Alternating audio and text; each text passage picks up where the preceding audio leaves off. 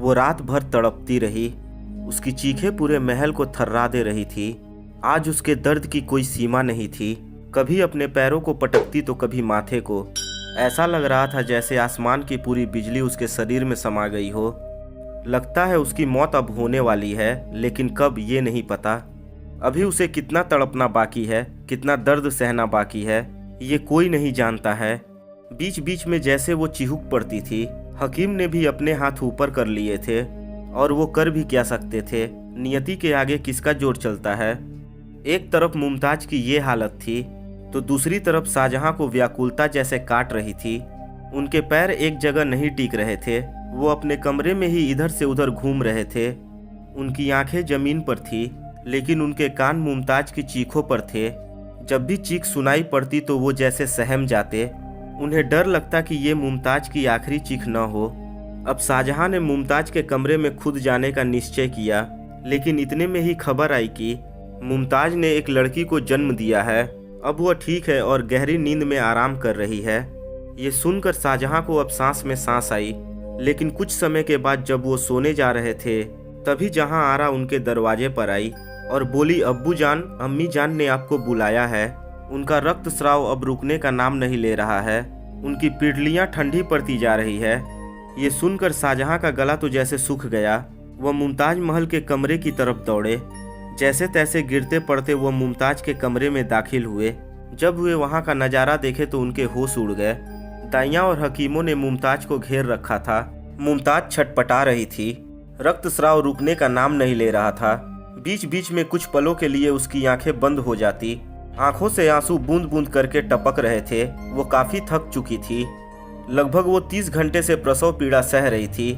ऐसा लग रहा था कि जीवन की डोर अब छूटेगी तब। उसने इशारे से शाहजहां को अपने पास बुलाया। शाहजहां उसके बिस्तर पर जाकर बैठ गए। ये देखकर बहुत सी दाइयां वहां से चली गई। अब मुमताज शाहजहां की गोद में थी। दोनों की आंखों से अश्रु वर्षा हो रही थी। हकीम सिर झुकाए खड़े थे, क्योंकि अब कोई कुछ नहीं कर सकता था। मुमताज शायद शाहजहां से कुछ कहना चाह रही थी, पर उसमें अब इतनी ताकत नहीं बची थी कि कुछ बोल पाए। फिर भी मुमताज ने शाहजहां के कानों में सनसनाते आवाज में अपनी ख्वाहिश बताई। वो बोली, जहां पनाह मैं चाहती हूँ कि मेरे मरने के बाद आप एक ऐसा मकबरा बनाएं जैसा संसार में न कभी किसी ने किसी के लिए बनाया हो और ना ही कभी बनाए। अब उसने अपनी दूसरी ख्वाहिश भी जाहिर की। उसने कहा कि मेरे मर जाने के बाद आप दूसरी शादी न करना। शाहजहां ने केवल सर हिलाया, लेकिन कुछ बोल नहीं पाए।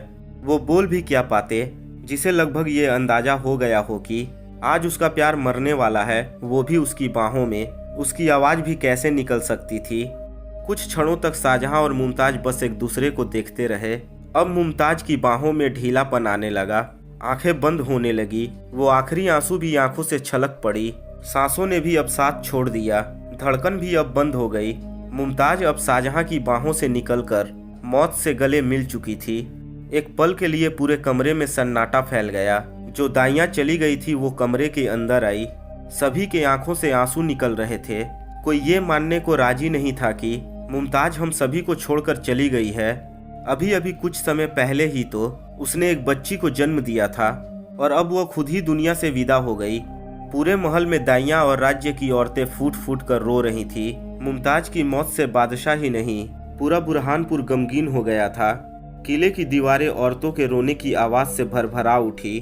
मुमताज की देखभाल करने वाली सती उन्नीसा ने उसके मृत शरीर को रुई के 5 कपड़ों में लपेट दिया और उसकी शव को ताप्ती नदी के किनारे जैनाबाग में अस्थायी तौर पर दफन किया गया।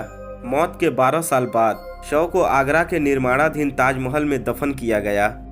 दोस्तों, मुमताज की मृत्यु 17 जून 1631 को अपने होने वाले 14वें बच्चे की प्रसव पीड़ा के कारण हुई थी, और जिस बच्ची को उस समय मुमताज ने जन्म दिया था उसका नाम गोहरा बेगम रखा गया। तो दोस्तों, ये थी मुमताज की आखिरी रात की पूरी कहानी। आपको कैसी लगी कमेंट बॉक्स में लिखकर हमें ज़रूर बताएं। अगर यह वीडियो आपको अच्छी लगी हो तो वीडियो को लाइक करें, अपने दोस्तों के साथ शेयर करें, और अगर आप सूर्या टॉक चैनल पर नए हैं तो चैनल को सब्सक्राइब करके बगल वाले बेल आइकन को जरूर दबा दें, ताकि आने वाली वीडियो की नोटिफिकेशन आपको सबसे पहले मिल सके। तो दोस्तों, मिलते हैं अगली वीडियो में। जय हिंद, जय भारत।